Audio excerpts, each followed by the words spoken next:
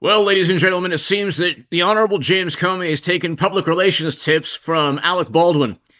It's not working out well. He's now a Swiftie, and I'll explain, I think, the hilarious, somewhat maniacal video in a second. You'll hear the video where he talks about how he gains inspiration from Taylor Swift, and that's how he wants to go after Trump, or that's how he's surviving in Trump's America. But hit subscribe to this channel right now. Indictment is imminent, I think, pertaining to Comey and others. I think he'll probably flip and sing like they wanted everyone against Trump to do, which only resulted in a two-term presidency, or two presidential terms for President Trump. He won. They threw everything, including the kitchen sink, at Donald Trump. All of it was lies, fabrications, the Steele dossier literally purchased by Clinton and the DNC. But hit subscribe, watch this. I do believe Pam Bondi is about to indict James Comey. It'll be after, hopefully, God willing, a peace deal that Trump, Clinton, and Brennan actually stated deserves a Nobel Peace Prize when the peace deal takes place, which I think it's very amusing. They set up and framed Trump, pretended that he was a Kremlin operative for 10 years, and now they want him to get the Nobel Peace Prize. But this is the reason. This right here is the reason that the public relations spin has gone off the rails, and that Comey knows is going to almost certainly be indicted. And then they worked night after night after night, and they found thousands of new emails. They found classified information on Anthony Weiner.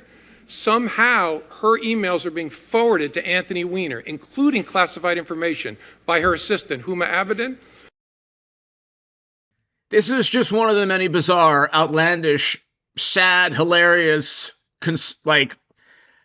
absolutely concerning, to say the least, reasons that Comey almost certainly feels that he's going to get indicted by President Trump's Justice Department. Classified data was being forwarded to Anthony Weiner from Hillary Clinton's secret servers. That's why he wrote the Comey letter. That's why he had to write the Comey letter. But really quickly, you look, Maka melts down over James Comey's creepy Taylor Swift video. This is a Daily Beast article. The Daily Beast exists like a whole bunch of other publications, including the Washington Post, New York Times, to prop up the Democratic Party, to push the Democratic Party's narrative, or to push a liberal narrative, and even they couldn't circumvent the fact that it was a very creepy video, very bizarre video. Even the Daily Beast is like, look, you know what? This is creepy. This right now is a little bit... Donald Trump is still president and still humiliating America on a national stage, standing next to Vladimir Putin. It's like a dream, a bad dream you can't wake up from. But I don't want to talk about that bad dream this week. I want to talk about a truly inspirational public figure named Taylor Swift. Of course, I watched her podcast interview with the Kelsey. This would be something that Alec Baldwin would do. We'll leave it at that.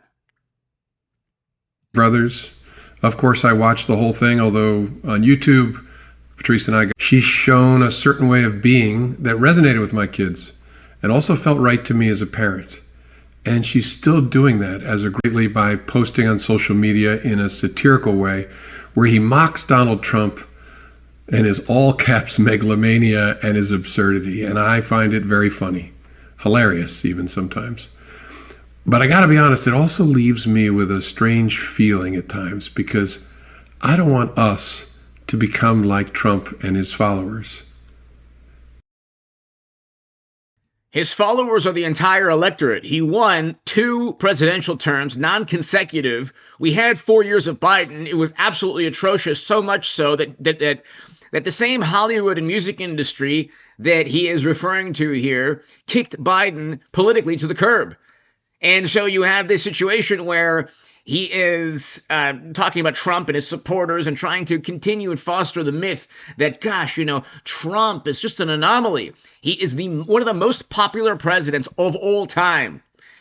We had the first Trump presidency, then 4 years of Biden, to see if all the apoplectic, hysterical, actual megalomaniacs were right, to see if maybe Democrats had a point that they were going to save democracy. Biden's tenure was so atrocious and inept that even George Clooney George Clooney wrote in an op-ed calling for him to step down, the most popular candidate of all time. Why? His presidency was a failure. Democrats got routed, and Trump won in what is a modern-day landslide. Let's continue. There are far more decent, honest, kind people in America than there are mean jerks. And don't get me wrong, we have our jerks, millions of them, you may have noticed. In particular, there's a stunning coarseness and ugliness in the Republican Party today. A stunning coarseness and ugliness. This is from a gentleman who might have helped further a Steele dossier literally purchased by Clinton and the DNC. Well, he did further it. He and others, Brennan and Comey, literally accused Trump of being a Russian operative. They set up and framed an innocent man, and now we're being lectured. Trump was an innocent man. If you don't at least acknowledge, let's say you don't like Trump, if you don't acknowledge that he was innocent of everything that he's been accused of, yeah, it probably says something about you as an individual. There's literally not one shred of evidence that Trump ever had anything to do with Russia. If anything, all the evidence from the uranium deal sale to all of that points to Democrats.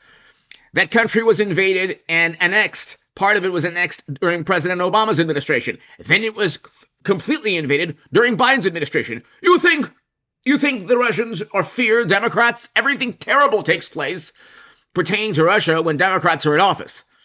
So, yeah. Then they cheated Bernie Sanders in the 2016 primary. What else? Clinton had top secret intel and classified data being forwarded to Anthony Weiner. You heard that. And Comey and others, 18 U.S. Code 371 is one of the statutes. You had intel officials set up and frame an innocent man to help the Democratic Party.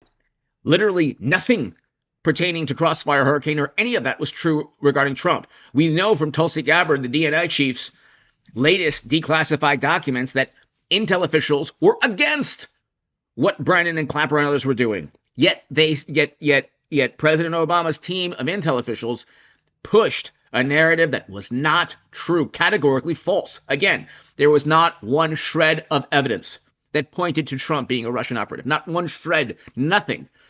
The evidence was conjecture and innuendo. Why did this take place? Why did the email dump take place? Democrats didn't care at that time. And by the way, the email dumps were literally written by Democrats and their corrupt fingers writing, we need to cheat Bernie Sanders, essentially. Okay, the DNC emails were Democratic emails that were written by Democrats. That's how corrupt they are. They cheated Bernie Sanders, then Biden 8 years later. It's upsetting, but it's also a minority of America. On the whole, we aren't like that, and we don't like that. I think that's a big part of the reason so few Americans support Donald Trump when they have to see him and that up close, and why Republicans are so worried about what's coming for them next year. Republicans are not worried for what's coming for them. J.D. Vance will easily defeat any Democrat in 2028.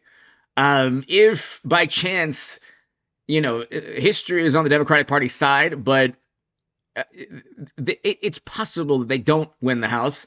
The Democrats are at an all-time low. Media is at an all-time low. Trust in institutions is at an all-time low, primarily because Democrats have run these things into the ground trying to stop Trump, only making him stronger. And to be clear, I am not an advocate for weakness. Of course we need to stand up to jerks and defend what matters. But I think we have to try to do that without becoming like them, which is what makes me think about Taylor Swift. She's made clear that she sees. This is the Alec Baldwin moment where you're like, what? What? Oh my God, the audacity. What? Donald Trump for what he is. And last year she urged Americans not to make the serious mistake of electing him. Of course, we're now living with the consequences of that mistake. But while our elderly makeup-covered president is posting about whether Taylor Swift is still hot and declaring that he can't stand her, what's she doing? Living her best life. Very bizarre. Very, very bizarre. So bizarre that even the Daily Beast called the video creepy. Pam Bondi is almost certainly writing indictments under utilizing 18 U.S. Code 371. I wrote about that in the Federalist. Other people, I mean, there's so many other statutes. Hit subscribe to this channel right now. Thank you.